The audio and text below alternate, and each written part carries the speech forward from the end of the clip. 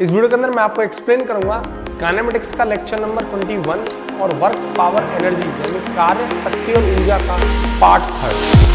इस लेक्चर के अंदर मैंने आपको एक्सप्लेन किया था कि कंजर्वेटिव फोर्सेस क्या होती हैं, ठीक है, यानी संरक्षी बल। दूसरा मैंने आपको बताया था कि नॉन कंजर्वेटिव फोर्सेस क्या होती हैं, यानी असंरक्षी बल और उनके एग्जांपल्स, ठीक है। और मैंने आपको एक चीज बहुत इंपॉर्टेंट जो कि बताई थी कि इफ डिस्प्लेसमेंट जीरो तो वर्क भी क्या होगा, जीरो। लेकिन ऐसा किसके लिए था, सिर्फ संरक्षी बल के लिए, यानी फॉर कंजर्वेटिव फोर्सेस ओनली। दूसरा मैंने बताया था अगर डिस्प्लेसमेंट जीरो है तो वर्क जीरो नहीं होगा। ये किसके केस के लिए था, नॉन कंजर्वेटिव फोर्सेस के लिए। ये आपको दो बात बताई थी। और मैंने आपको एक चीज और बताई थी कि अगर आप किसी बॉडी को या किसी बॉल को थ्रो कर रहे हो ऊपर की तरफ, ठीक है, h हाइट पर ऊपर की तरफ थ्रो कर रहे हो, तो वर्क कितना होगा, वर्क होगा -mgh। क्या होगा, -mgh। दूसरा मैंने आपको बताया था अगर किसी बॉडी को आप ऊपर से नीचे की तरफ थ्रो कर रहे हैं डाउनवर्ड डायरेक्शन में, कहां, डाउनवर्ड डायरेक्शन में, तो कितना वर्क होगा, वर्क होगा +mgh, ठीक है। तो ये चीजें मैंने आपको एक्सप्लेन की थी कल के लेक्चर के अंदर, ठीक। अब देखो, अब मैं आपको कराने जा रहा हूं वर्क एनर्जी थ्योरम, ठीक है। स्टार्टिंग कर रहा हूं वर्क एनर्जी थ्योरम से, और आज भी हम बहुत अच्छे अच्छे लेवल के सवाल करेंगे, ठीक है। तो देखो, work energy theorem, work energy theorem यानी कार्य ऊर्जा परमेय, कार्य ऊर्जा परमेय। होता क्या कार्य ऊर्जा परमेय, यानी वर्क एनर्जी थ्योरम कहते किसे हैं। देखो, इसका फॉर्मूला होता है W बराबर ½ mv² - ½ mU², ठीक है। देखो, ये जो है फाइनल काइनेटिक एनर्जी है और ये इनिशियल काइनेटिक एनर्जी है, यानी मैं इसको लिख सकता हूं final kinetic energy minus initial kinetic energy, यानी प्रारंभिक गतिज ऊर्जा और अंतिम गतिज ऊर्जा। और इसको मैं कैसे लिख सकता हूं, डेल्टा काइनेटिक एनर्जी, यानी चेंज इन काइनेटिक एनर्जी। तो ये होती है आपकी वर्क एनर्जी थ्योरम, यानी चेंज इन काइनेटिक एनर्जी बराबर किसके होती है, वर्क डन के। इसे बोलते हैं वर्क एनर्जी थ्योरम। लेकिन बहुत स्पेशल मैं आपको बात बताने जा रहा हूं, ये जो फॉर्मूला है वर्क बराबर चेंज इन काइनेटिक एनर्जी, यानी जो वर्क एनर्जी थ्योरम है काइनेटिक एनर्जी की फॉर्म में, ये दोनों के लिए वैलिड होती है। किसके लिए, for both conservative and non conservative, यानी असंरक्षी नॉन कंजर्वेटिव फोर्स के लिए अप्लाई होती है, दोनों के लिए वैलिड होती है। और एक अगर आपने दूसरी थ्योरम पढ़ी हो इसी में, वर्क एनर्जी थ्योरम पढ़ी हो, वो पोटेंशियल एनर्जी की फॉर्म में होती है, वो होती है -WC बराबर mgh2 -mgh1, ठीक है। ये भी वर्क एनर्जी थ्योरम होती है, लेकिन ये किसकी फॉर्म में होती है, पोटेंशियल एनर्जी की फॉर्म में।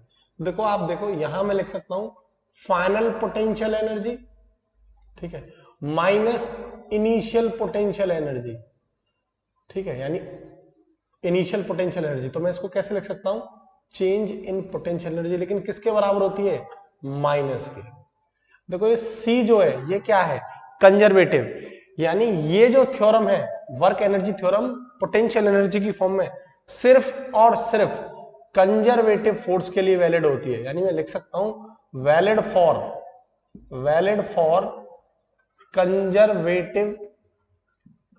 Conservative forces. दूसरी बात, does not valid for non conservative force. तो ये वाली थ्योरम आपकी जो वर्क एनर्जी थ्योरम है पोटेंशियल एनर्जी की फॉर्म में, ये नॉन कंजर्वेटिव फोर्स के लिए वैलिड नहीं होती है, सिर्फ और सिर्फ कंजर्वेटिव फोर्स के लिए वैलिड होती है। जबकि ये वाली थ्योरम काइनेटिक एनर्जी की फॉर्म में कंजर्वेटिव और नॉन कंजर्वेटिव यानी संरक्षी और असंरक्षी बल के लिए वैलिड होती है। ये बात आपको आनी चाहिए, ठीक है। यहां आगे माइनस लगता है, ये चीज आपको ध्यान रखनी है। दूसरा, मैं आपको एयरफोर्स का एक आया हुआ क्वेश्चन इसी कॉन्सेप्ट पर बताने वाला हूं। लेकिन उससे पहले मैं आपको कुछ चीजें पोटेंशियल एनर्जी के बारे में बता दूं कि पोटेंशियल एनर्जी होती क्या है, ठीक है ना। तो देखो पोटेंशियल एनर्जी, ठीक, सबसे पहले आप एक चीज देख लो कि पोटेंशियल एनर्जी होता क्या है। कुछ इंपॉर्टेंट पॉइंट्स मैं आपको बता दूं उसके बारे में। देखो पोटेंशियल एनर्जी, पोटेंशियल एनर्जी यानी स्थित ऊर्जा, स्थित ऊर्जा। देखो जनरली ये दो तरीके की होती है, बेसिकली ये दो तरीके की होती है। पहला gravitational potential energy, gravitational potential energy, energy यानी गुरुत्वीय स्थित ऊर्जा, मैं लिख दूं हिंदी में गुरुत्वीय स्थित ऊर्जा। और दूसरी होती है इलास्टिक पोटेंशियल एनर्जी। कौन सी? इलास्टिक पोटेंशियल एनर्जी, ये दूसरी होती है, ठीक है। अभी मुझे आपको बताना है ग्रेविटेशनल पोटेंशियल एनर्जी के बारे में, जानना जरूरी है क्योंकि जो मैं नेक्स्ट क्वेश्चन कराने वाला हूं एयरफोर्स में पूछा जा चुका है क्वेश्चन है, तो उसके लिए जानना जरूरी है। हमारे कुछ कॉन्सेप्ट हमें नहीं पता होते और हम क्वेश्चन गलत करके आ जाते हैं। एक्चुअल में पोटेंशियल एनर्जी की, एनर्जी जैसा शब्द तो फिजिक्स में एग्जिस्ट ही नहीं करता, डिफाइन ही नहीं किया गया। वास्तव में पोटेंशियल एनर्जी नाम की टर्म तो फिजिक्स में है ही नहीं। फिर क्या है? चेंज इन पोटेंशियल एनर्जी, बिल्कुल सही। चेंज इन पोटेंशियल एनर्जी नाम की टर्म फिजिक्स में एग्जिस्ट करती है, ये तो चलता आ रहा है तो हम मान लेते हैं पोटेंशियल एनर्जी। एक्चुअल में कभी भी पोटेंशियल एनर्जी की नाम की टर्म तो फिजिक्स में एग्जिस्ट ही नहीं करती, तो वो टर्म है चेंज इन पोटेंशियल एनर्जी यानी स्थित ऊर्जा में परिवर्तन, यही टर्म जिसको हम जानते हैं, ठीक है। दूसरा देखो, आपने देखा होगा कि पोटेंशियल एनर्जी की मैंने आपको बताया था कि ये किसके लिए वैलिड होती है? ओनली कंजर्वेटिव फोर्स के लिए वैलिड होती है, नॉन कंजर्वेटिव फोर्स के लिए वैलिड नहीं होती। ऐसा क्यों है? वाई? ऐसा क्यों है? देखो आप मान के चलो आप अर्थ ग्राउंड लेवल पे हैं, ठीक है, अर्थ पर है, ग्राउंड पर है, ठीक है, आप यहां खड़े हुए हैं इस टाइम, ठीक, ये इस टाइम आप खड़े हुए हैं और यहां से आप फटाक से ऊपर पहुंच जाते हैं, अर्थ कहां? रूफ पर, छत पर पहुंच जाते हैं। तो शुरुआत में इनिशियल और यहां आप पहुंच जाते हैं फाइनल। तो आप पोटेंशियल एनर्जी कैसे निकालते हैं? फाइनल माइनस इनिशियल करके निकालते हैं। आप जब पोटेंशियल एनर्जी निकालते हैं तो कैसे निकालते हैं? ऊपर वाले इसमें से, यानी छत पर जब आप पहुंचे उसमें से आप इनिशियल को माइनस कर देंगे। तो हुआ क्या? चेंज इन पोटेंशियल एनर्जी, यानी आपने क्या किया? फाइनल में से इनिशियल को घटाया, तभी तो आपने पोटेंशियल एनर्जी निकाला। तो वास्तव में हुआ क्या? फाइनल माइनस इनिशियल का चेंज, उसे कहते हैं हम चेंज इन पोटेंशियल एनर्जी, ठीक है। दूसरी बात मैं जो अभी बताने वाला था कि ये नॉन कंजर्वेटिव यानी असरक्षी बल के लिए वैलिड नहीं होती है। ऐसा क्यों कह रहा हूं? आप देखिए, अगर आप नीचे हैं शुरुआत में इनिशियल, अगर आप ग्राउंड लेवल पर है तो भी आपकी पोटेंशियल एनर्जी कितनी है? mgh। आप छत पर पहुंच गए ऊपर तो भी पोटेंशियल एनर्जी कितनी है? Final mgh। क्या आपकी पोटेंशियल एनर्जी में चेंज हो रहा है? आप इस ग्राउंड लेवल से ऊपर शक्तिमान बन के पहुंच जाओ, ठीक है, आप कुछ भी बन के पहुंच जाओ, आप सीधा पहुंच जाओ, घूम के आप ऐसे आ जाओ, आपकी पोटेंशियल एनर्जी हमेशा कितनी होगी? mgh। उसमें तो कोई परिवर्तन, मतलब उसमें तो फॉर्मूले में कोई चेंज नहीं आने वाला। तो जो चेंज होगा वो क्या होगा? mgh2 minus mgh1। तो जनरली जो पोटेंशियल एनर्जी होगी वो क्या होगी? mgh। इसलिए नॉन कंजर्वेटिव का इस पर कोई फर्क नहीं पड़ता, नॉन कंजर्वेटिव के लिए वैलिड नहीं होती है, ये सिर्फ और सिर्फ कंजर्वेटिव फोर्सेस के लिए वैलिड होती है। ये बात आपको आना चाहिए, ठीक है। अब एक सवाल आप देखो जो कि जानना बहुत जरूरी है। सवाल क्या है, इसको आप बहुत अच्छे से नोट कर लो।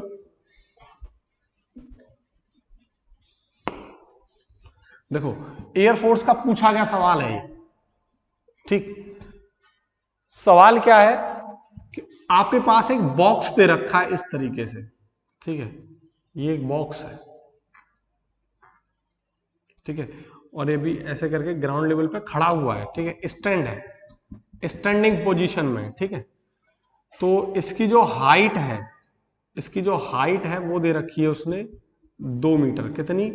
2 मीटर हाइट दे रखी है, और इसकी जो ब्रेथ है ये वाली, ये उसने दे रखी है 1 मीटर। कितनी दे रखी है? 1 मीटर।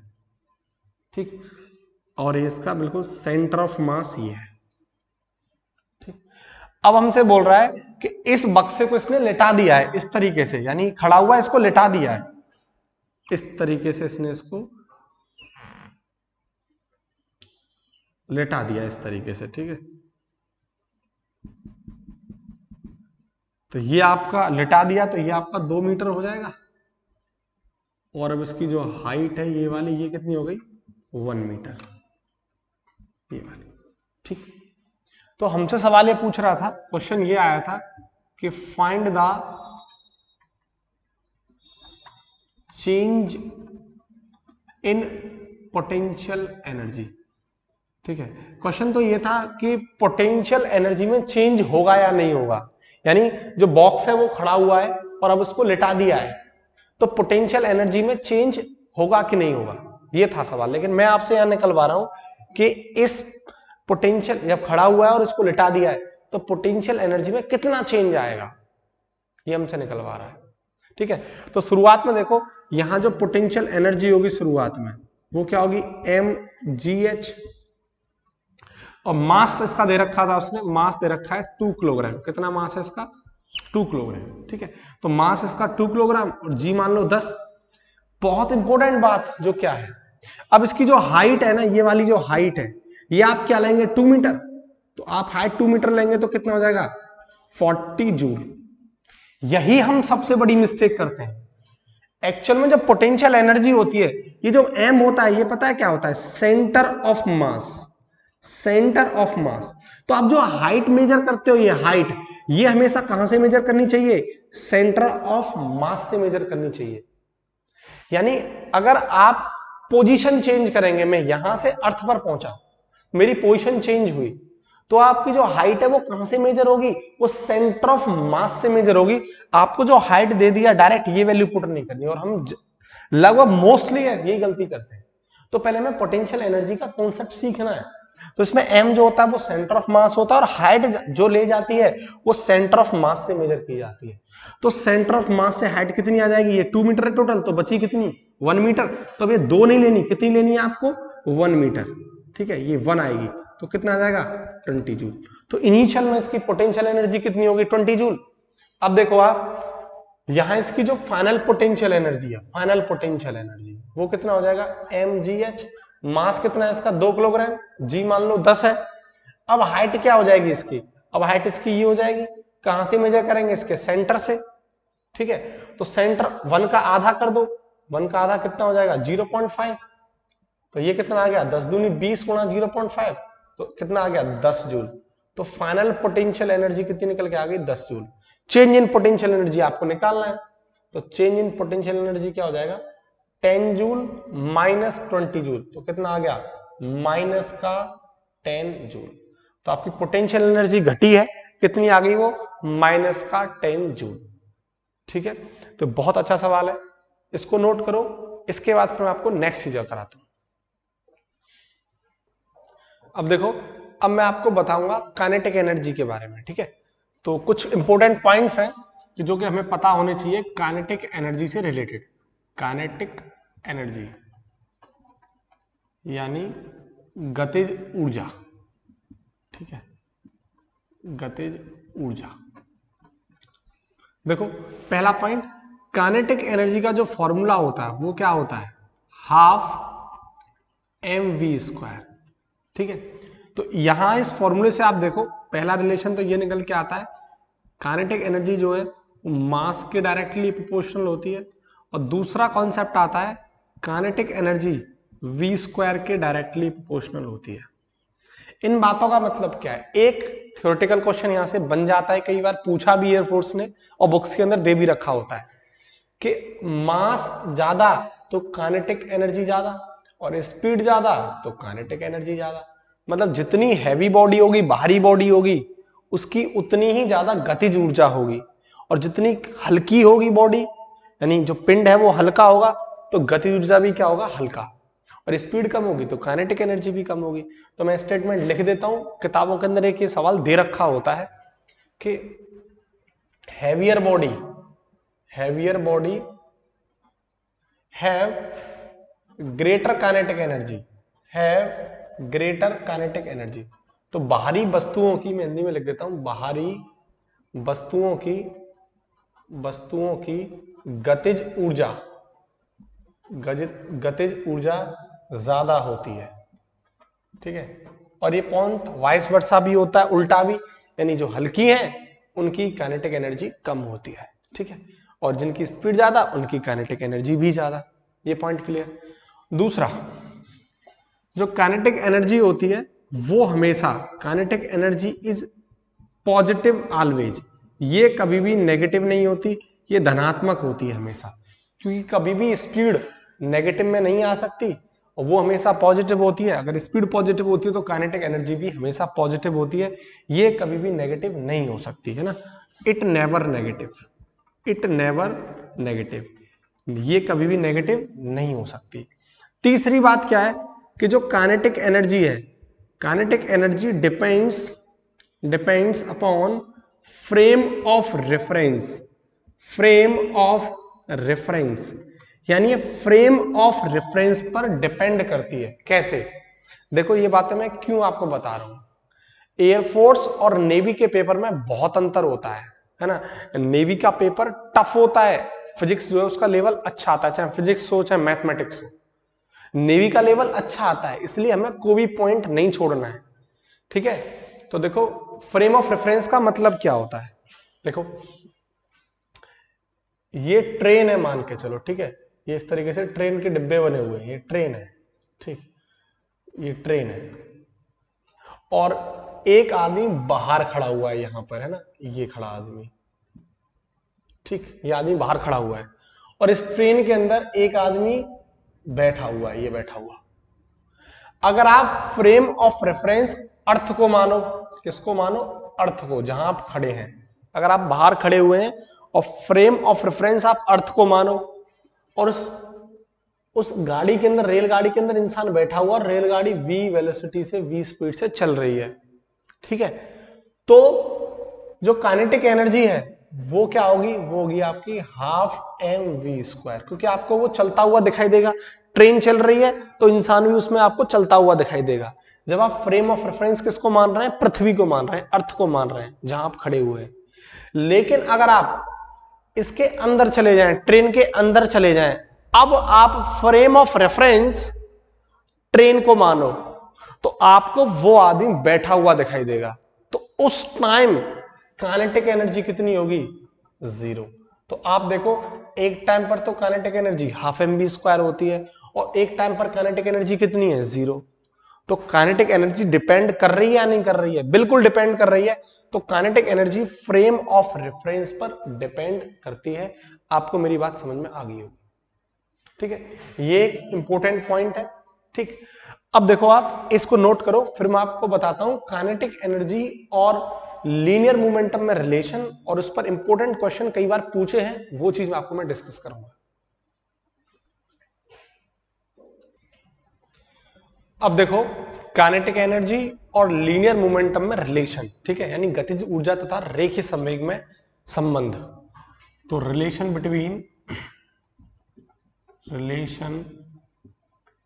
बिटवीन काइनेटिक एनर्जी यानी गतिज ऊर्जा एंड लीनियर मोमेंटम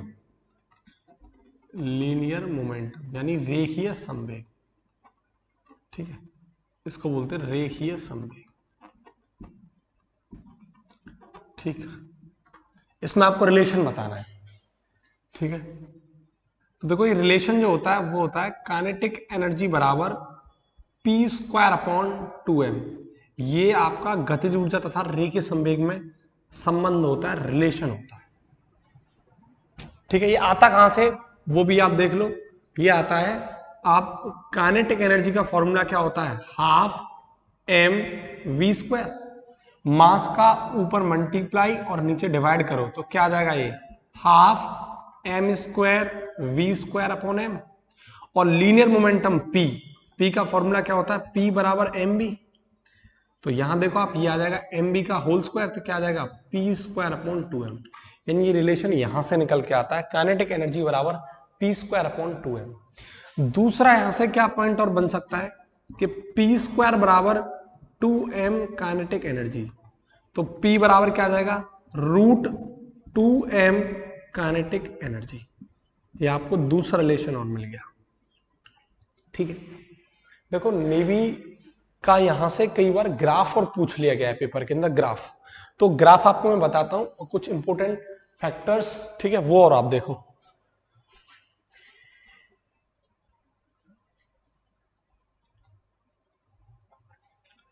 सबसे पहला केस, केस फर्स्ट,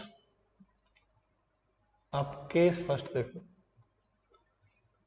अगर आप इस फॉर्मूले को देखना है आपको, अगर आप मोमेंटम यानी p को कांस्टेंट मानो, है ना, केस फर्स्ट क्या है, इफ लीनियर मोमेंटम यानी p क्या है कांस्टेंट, तो काइनेटिक एनर्जी क्या करेगा, मास के इनवर्सली प्रोपोर्शनल हो जाएगा।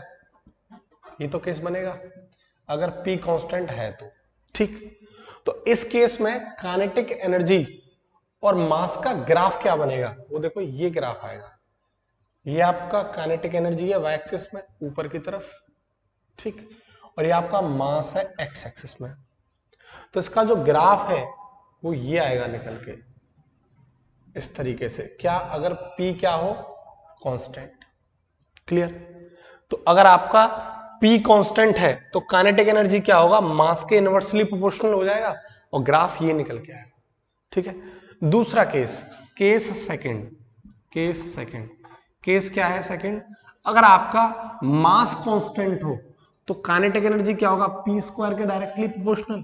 तो दूसरा केस है if mass constant, mass is constant, अगर मास यानी द्रव्यमान नियत है तो उस केस में आपका काइनेटिक एनर्जी क्या हो जाएगा, काइनेटिक एनर्जी P स्क्वायर के डायरेक्टली प्रोपोर्शनल हो जाएगा। ठीक है, यानी मैं यहां से ये भी बोल सकता हूं कि P directly proportional root kinetic energy, ये चीज आ जाएगी। ठीक है, तो इसका ग्राफ कैसे बनेगा, तो देखो इसका ग्राफ भी आप देख लो। ये आपका वाई एक्सिस और ये एक्स एक्सिस, तो वाई एक्सिस में आप काइनेटिक एनर्जी को रखो और ये आपका एक्स एक्सिस में लीनियर मोमेंटम। ठीक, तो इसका जो ग्राफ है वो क्या बनेगा, जब आपका मास क्या हो कांस्टेंट, तो इसका जो ग्राफ है वो ये बनेगा बढ़ता हुआ। ठीक, डायरेक्टली प्रोपोर्शनल है तो ये बढ़ेगा तो ये भी बढ़ेगा, ये घटेगा तो ये भी घटेगा, तो इसका जो ग्राफ है वो ये करके बनेगा आपका। ठीक है, कब, जब मास क्या दे रखा होगा इसका कांस्टेंट।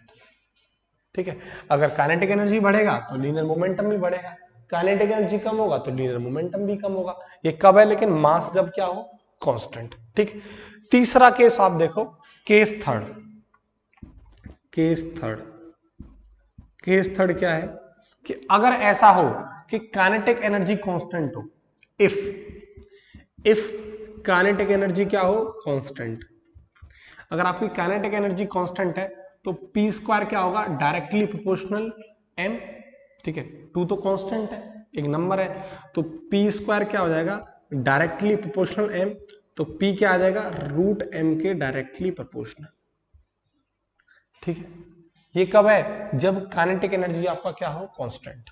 तो इसका जो ग्राफ है वो कैसे बनेगा, ये आपका वाई एक्सिस में लीनियर मोमेंटम P और एक्स एक्सिस में आपका M। ठीक, अब आप देखो इसका जो ग्राफ है वो आएगा ये इस तरीके का ग्राफ आएगा इसका।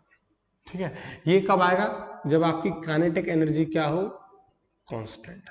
तो आपको तीनों ग्राफ ये समझ में आने चाहिए। ठीक है, दोबारा देख लो, अगर आपका ऐसा केस हो, पहला केस, अगर आपका लीनियर मोमेंटम कांस्टेंट है, P कांस्टेंट है, तो काइनेटिक एनर्जी क्या होगा, मास के इनवर्सली प्रोपोर्शनल होगा। ये आ गया मास के इनवर्सली प्रोपोर्शनल। तो इस केस में जो ग्राफ है वो इस तरीके का आएगा जब लीनियर मोमेंटम कांस्टेंट होगा। दूसरा केस क्या है कि अगर आपका मास कांस्टेंट हो, ठीक है, आपका मास कांस्टेंट हो तो काइनेटिक एनर्जी लीनियर मोमेंटम के डायरेक्टली प्रोपोर्शनल होगा। ये आ गया लीनियर मोमेंटम के डायरेक्टली प्रोपोर्शनल। तो उस केस में जो आपका ग्राफ होगा वो ये बनेगा। ठीक है, तीसरा क्या है कि अगर आपका काइनेटिक एनर्जी कांस्टेंट हो तो लीनियर मोमेंटम क्या होगा, मास के डायरेक्टली प्रोपोर्शनल होगा, आप देख सकते हैं। तो इस केस में ग्राफ क्या आएगा, ये आएगा। ठीक है, ये चीजें आपके लिए जानना बहुत जरूरी थी, इनको नोट करो, फिर मैं आपको इन पर क्वेश्चंस और कराता हूं। ठीक है, अब देखो लीनियर मोमेंटम और काइनेटिक एनर्जी पर बेस्ड क्वेश्चंस, ठीक है। तो सवाल ये बोल रहा है कि if the linear momentum of a body increased by 10%,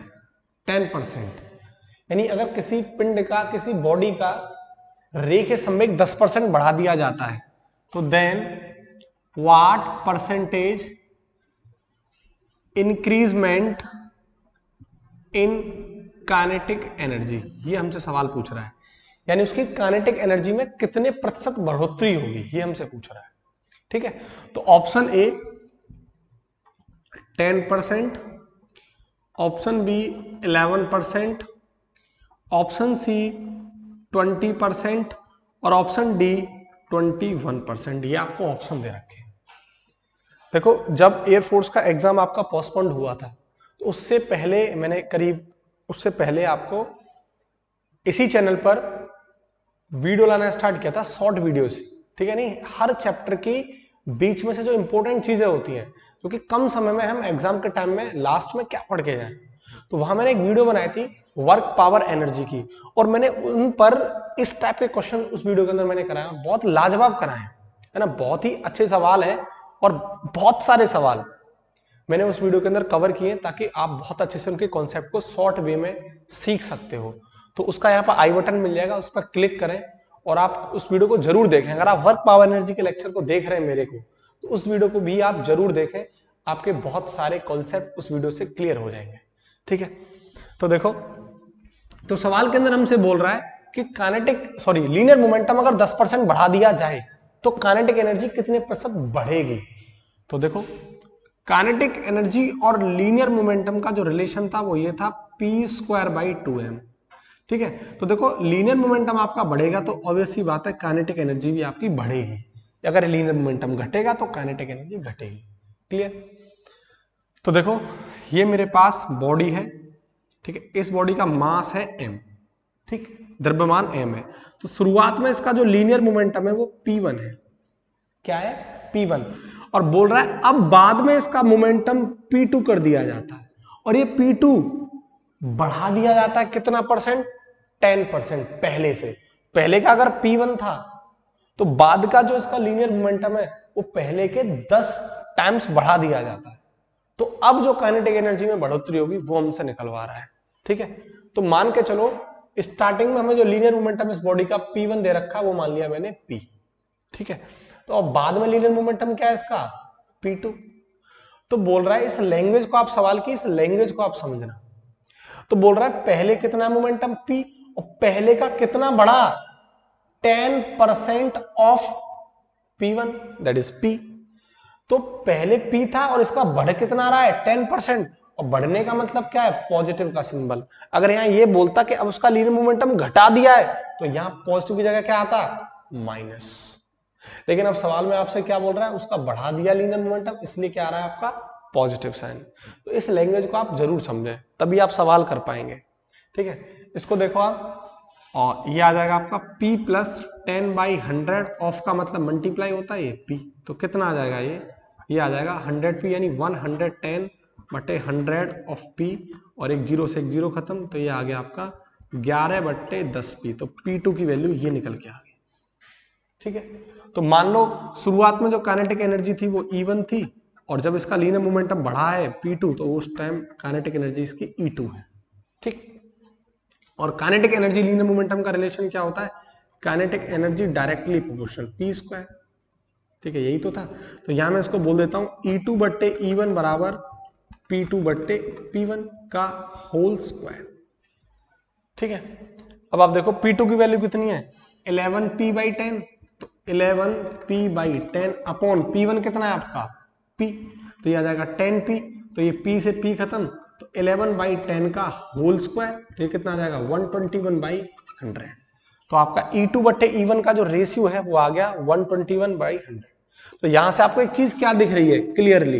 clearly आपको एक चीज दिख रही है कि E2 is greater than what E1, यानी आपका E2 क्या है, ज्यादा, वो 121 है और E1 किसके बराबर है, 100 के।